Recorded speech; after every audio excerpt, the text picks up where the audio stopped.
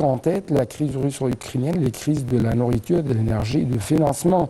Le président a de même affirmé la position de l'Égypte à l'égard des crises que connaît la région, notant que la politique étrangère de l'Égypte reposait sur le refus de toute ingérence dans les affaires intérieures des pays, le respect du principe de la souveraineté, le règlement de conflits par les voies pacifiques. Monsieur le Président a passé en revue l'attitude de l'Égypte vis-à-vis des développements survenus au Soudan et révélé les efforts que l'Égypte déploie pour parvenir à un cessez-le-feu, favoriser le climat au dialogue pacifique et poursuivre la période de transition pour épargner au peuple soudanais frère les risques humanitaires découlant du conflit.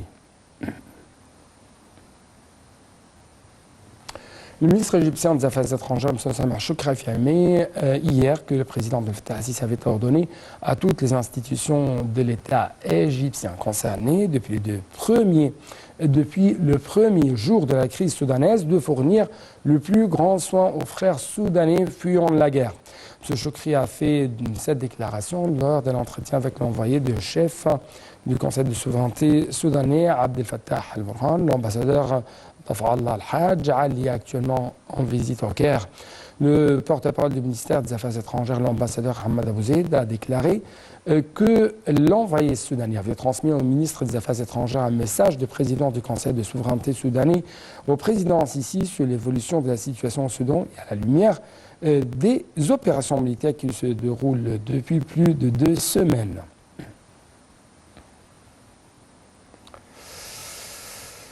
D'autre part, le Premier ministre Dr Moustapha Madbouli a affirmé que les institutions de l'État s'étaient mobilisées dès le début de la crise au Soudan pour sécuriser le rapatriement des ressortissants égyptiens, conformément aux directives du président Abdel Fattah al-Sisi. Lors d'une réunion du cabinet à la capitale administrative il y a quelques jours, Dr Madbouli a évoqué la mise en place d'un comité regroupant des ministères et les autorités compétentes pour organiser les opérations d'évacuation selon, bien sûr, de sources informées. Le Premier ministre a remercié à cet égard les membres des missions diplomatiques consulaires égyptiennes au Soudan qui font le travail dans des conditions extrêmement difficiles et compliquées pour sécuriser le rapatriement des Égyptiens présents dans les zones d'affrontement. Par ailleurs, l'État égyptien suit avec une vive préoccupation les événements au Soudan. Il affirme son soutien aux efforts internationaux pour arrêter les actes de violence et le conflit prévalent dans le pays. A-t-il renchéri autant que le Soudan retrouve sa stabilité et sa sécurité dans les pays dans les plus brefs délais. De plus, Dr Madbouli a adressé ses condoléances au ministère des Affaires étrangères, à la famille de l'attaché administratif adjoint de l'ambassade d'Égypte à Khartoum, Mohamed Al-Gharraoui, mort en service lundi, mort en service il y a 2 semaines, presque 2 semaines.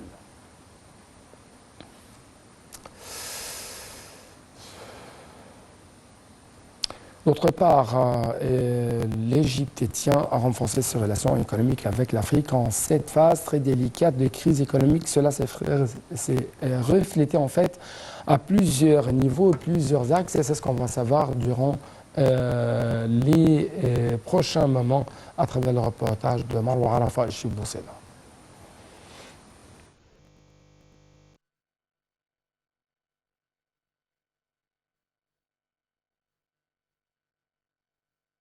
L'Égypte tient à renforcer ses relations économiques avec l'Afrique en cette phase très délicate de crise économique. Cela s'est reflété à plusieurs niveaux et axes. En effet, la bourse égyptienne a participé à la conférence sur la construction des marchés financiers africains lors de sa 11e session qui s'est tenue cette année sous le titre « Gestion des risques en période de trouble » et a été accueillie par la bourse de Zimbabwe. Un nombre de décideurs de haut niveau dans les pays africains ont participé à la conférence, en plus d'un groupe d'économistes internationaux. M. Rami Ad-Dokani, président de la bourse égyptienne, a participé à la session inaugurale intitulée « Le rôle des bourses dans la lutte contre les fluctuations mondiales ». Des questions importantes ont été abordées, notamment l'étendue de l'indépendance des bourses africaines vis-à-vis des marchés mondiaux et les risques résultant de mauvaises pratiques bancaires dans un certain nombre de pays. D'autre part, le ministre du Commerce et de l'Industrie, Ahmed Samir, a annoncé que le volume des échanges commerciaux entre l'Égypte et les marchés africains s'était chiffré à 2117 milliards de dollars américains pendant le premier semestre de 2023, soulignant que la valeur des exportations de marchandises vers l'Afrique est estimée à 1,611 milliards de dollars, alors que la valeur des importations égyptiennes a atteint 506 millions de dollars. Ceci intervient dans un rapport publié par l'Autorité générale de contrôle des exportations et des importations sur les échanges commerciaux entre l'Égypte et l'Afrique pendant la période précisée. M. Samir a indiqué que le ministère de l'Industrie œuvrait pour réaliser la complémentarité économique entre les pays africains, surmonter les obstacles qui peuvent entraver le mouvement du commerce, tirer parti des accords commerciaux conclus entre l'Égypte et les blocs continentaux, comme l'accord de Comesa et la zone de libre-échange continentale africaine. Étendre la participation aux foires spécialisées et accroître la représentation commerciale égyptienne dans plusieurs pays africains. De même, le Conseil d'exportation des industries chimiques et des engrais, dirigé par Khaled Aboulmakarim, organisera le Salon international panafricain des technologies des industries du plastique, du caoutchouc et du non-tissé du 18 au 21 prochain. Dans un communiqué, le directeur exécutif du Conseil, Mohamed Maguid, a déclaré qu'Afroplast est la plateforme commerciale la plus efficace qui permet aux entreprises participantes, qu'elles soient des fabricants de technologies ou de produits, de bénéficier de l'exportation vers les marchés de 12 pays du Moyen-Orient et de l'Afrique.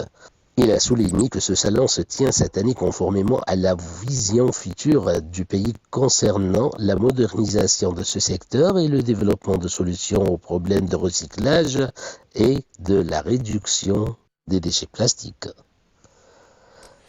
Le gouverneur du Caire a affirmé le soutien du président Abdel Fattah Sisi à toute action africaine ou quand même internationale censée réaliser les objectifs de développement durable en Afrique. Bien sûr, ces déclarations ont été faites lors de la réception d'une délégation à la tête d'une délégation africaine, bien sûr, à la tête desquelles c'était le secrétaire général des cités et de gouvernements locaux unis d'Afrique, monsieur Jean-Pierre Mbassi. Les explications tout de suite.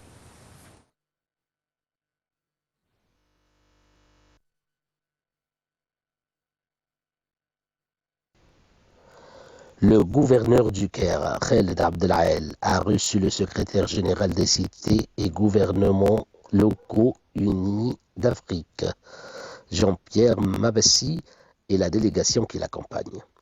Était présent à l'entretien le conseiller du ministre de Développement local et directeur du bureau régional du CGLU pour l'Afrique du Nord.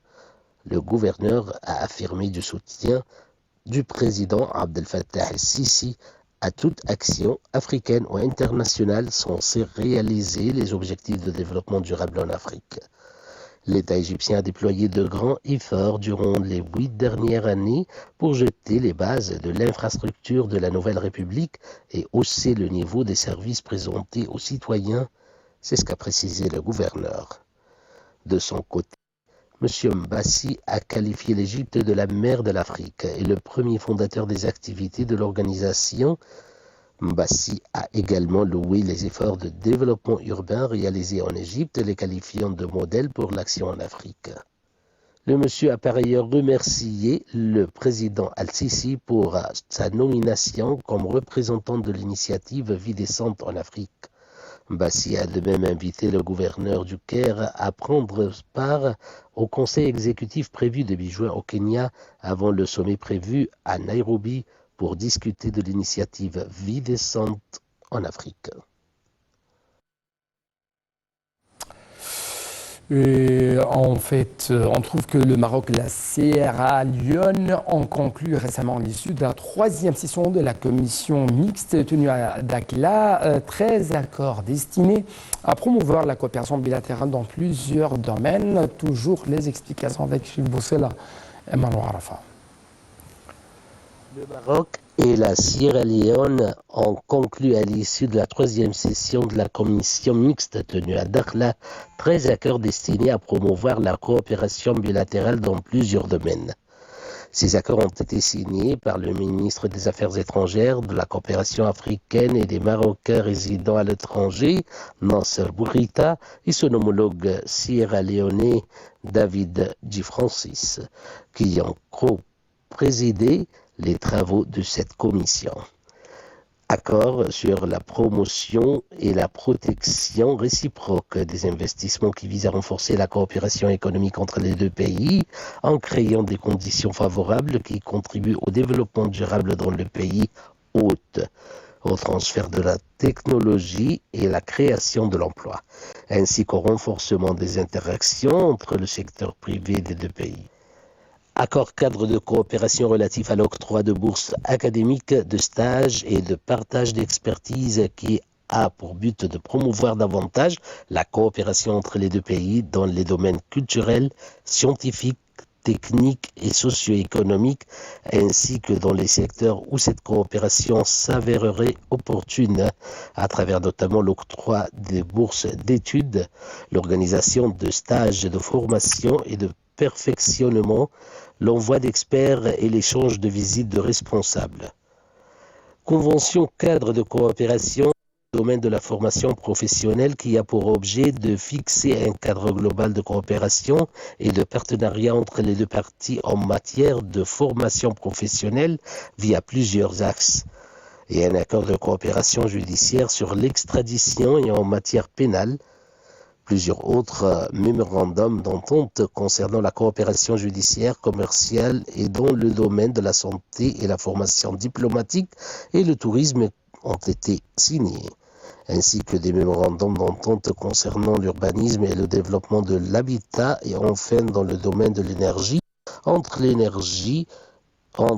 MASEM, Moroccan Agency for Sustainable Energy, et le ministère de l'Énergie du Sierra Leone.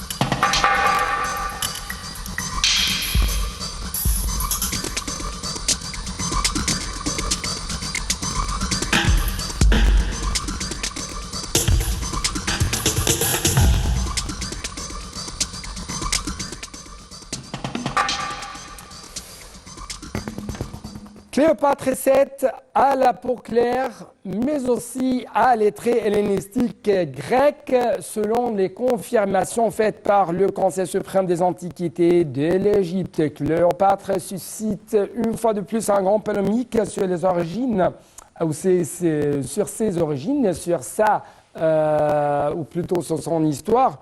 C'est pourquoi on trouve que récemment, encore une fois, le secrétaire général du Conseil suprême des Antiquités a confirmé que la reine Cléopâtre VII avait la peau claire, avait des traits hellénistiques, c'est-à-dire grecs. Le secrétaire général du Conseil suprême des Antiquités, M. Moustapha Ouzil, a déclaré que l'apparition de l'héroïne qui interprète le rôle de la reine Cléopâtre VII dans un des films documentaires proposés par l'une des plateformes sur les réseaux sociaux l'apparition de l'héroïne dans cette apparition d'une falsification de l'histoire égyptienne, une erreur historique flagrante, d'autant plus que le film est classé comme un film documentaire, non comme œuvre dramatique. Et ça oblige le responsable de la production de ce film à enquêter sur l'exactitude, les précisions sur des faits historiques et scientifiques pour s'assurer que l'histoire et la civilisation ne sont pas falsifiées. Il a ajouté qu'il était nécessaire de consulter les archéologues plutôt, les anthropologues, lors de la réalisation de ce genre de documentaires, de films historiques qui resteront un témoin des civilisations, de l'histoire des nations, soulignant qu'il existe de nombreuses antiquités de la reine Cléopâtre, y compris des statues et de représentations sur des pièces de monnaie qui confirment sa véritable forme et ses caractéristiques, qui montrent toutes les caractéristiques plutôt hellénistiques grecques de la reine Cléopâtre en termes de peau claire, de nez dessiné et de lèvres fines. Donc actuellement, j'ai en ligne de l'Internet international l'un des spécialistes dont l'histoire gréco-romaine qui va nous parler un peu plus de ce sujet. Docteur Khaled Edralib, vous êtes le bienvenu sur l'Internet international. Bonjour. Oui, bonjour monsieur, merci beaucoup. Bonjour. Oui, alors, comment vous avez vu ce polémique qui a été déclenché concernant la reine égyptienne Cléopâtre VII et comment il y a des tentatives visant à falsifier l'histoire de l'Égypte, la civilisation égyptienne? D'accord, je vous remercie de votre invitation. Bon, d'abord, il faut dire que la reine Cléopâtre, ce n'est pas la reine égyptienne. Cléopâtre n'est pas égyptien. Ouais. Cléopâtre est une grecque originelle. Son nom, Cléopâtros, est l'amoureuse de son papa, de son père. Cléopâtre n'est pas égyptienne. C'est une partie de la roi de la dynastie, l'Égypte, de la dynastie ptolémaïque qui règne l'Égypte entre 323 avant Jésus-Christ jusqu'à 30 avant Jésus-Christ. Ouais. Et Cléopâtre, c'est la dernière gouverneur. On ne peut pas dire pour Cléopâtre, c'est la reine. Pourquoi? Parce que chaque roi ou chaque reine règne l'Égypte, il faut avoir 5 titres. C'est le titre de trône. Cléopâtre n'a pas de titre de trône. C'est-à-dire que Cléopâtre n'est pas une reine, c'est un gouverneur. C'est quelqu'un qui règne l'Égypte à la fin de la dynastie l'Égypte, parce qu'on n'a pas d'autres personnes qui peuvent régner la terre. Ouais. Cléopâtre, c'est déjà né en Égypte, à Alexandrie, en 67 avant Jésus-Christ, ouais. Et il mort en Égypte en 30 avant Jésus-Christ, après la bataille d'Actium, mais Cléopâtre n'est pas la reine égyptienne. C'est-à-dire ouais. Cléopâtre d'origine grecque. Ouais.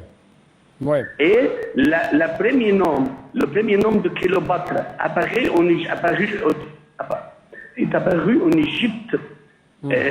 En Égypte, documentation avec la reine Cléopâtre Ière, c'est la fille d'Antioche IV, c'est le roi Sélouk de la Syrie qui sont mariés de Ptolémée V. C'est-à-dire, le nom Cléopâtre est venu d'Égypte, de Séleucide, et Cléopâtre est la fille du roi Ptolémée. Ce n'est pas la reine égyptienne. Ouais. En fait, Moussa Fawazil a déclaré que le fait de rejeter, ou l'état de rejet dont a témoin le film avant sa projection découle de la défense de l'histoire de la reine Cléopâtre VII, qui est une partie importante et authentique de l'histoire ancienne de l'Égypte, et loin de tout racisme ethnique, soulignant le plein respect des civilisations africaines et de nos frères du continent africain qui nous rassemblent tous. Donc, on parle justement ces jours-ci de ce qu'on appelle afrocentrique, le mouvement afrocentrique.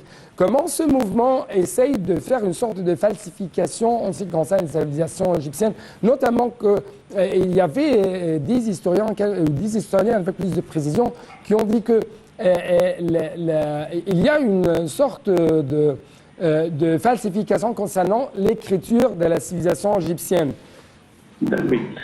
Je veux le dire.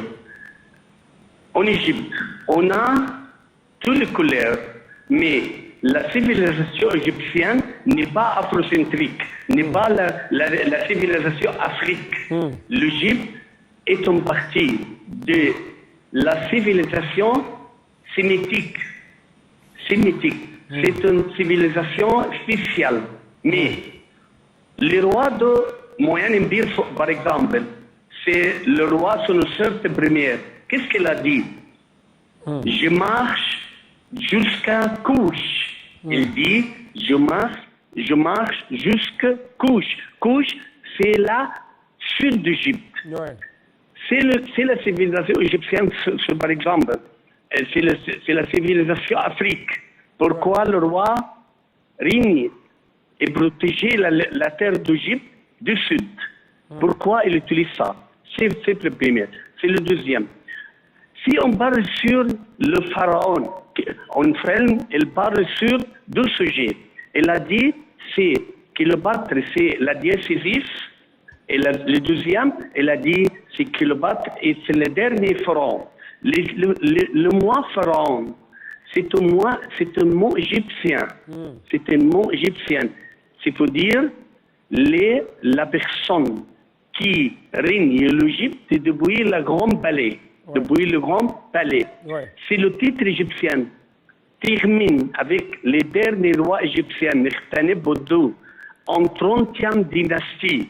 Et d'abord, de 332 avant Jésus-Christ, avec la conquête d'Alexandre le Grand en Égypte, depuis 332, on s'arrêtait d'utiliser les mots pharaon pour le roi. Ouais. Parce que c'est le roi d'Égypte depuis 7 ans est un roi étranger. C'est pas un roi égyptien. Ouais. C'est-à-dire, Ouais. il ne peut pas porter le titre égyptien Pera au pharaon. Docteur Khaled, merci beaucoup pour de tels éclaircissements de votre part concernant ce polémique sur les origines de la reine Cléopâtre VII. Et toujours, on dit que les Égyptiens, ce sont bien sûr des Africains par structure, arabes par identité et musulmans ou chrétiennes du point de vue religieux. Donc, merci beaucoup pour de telles attentions de votre part, chers téléspectateurs, et à la prochaine.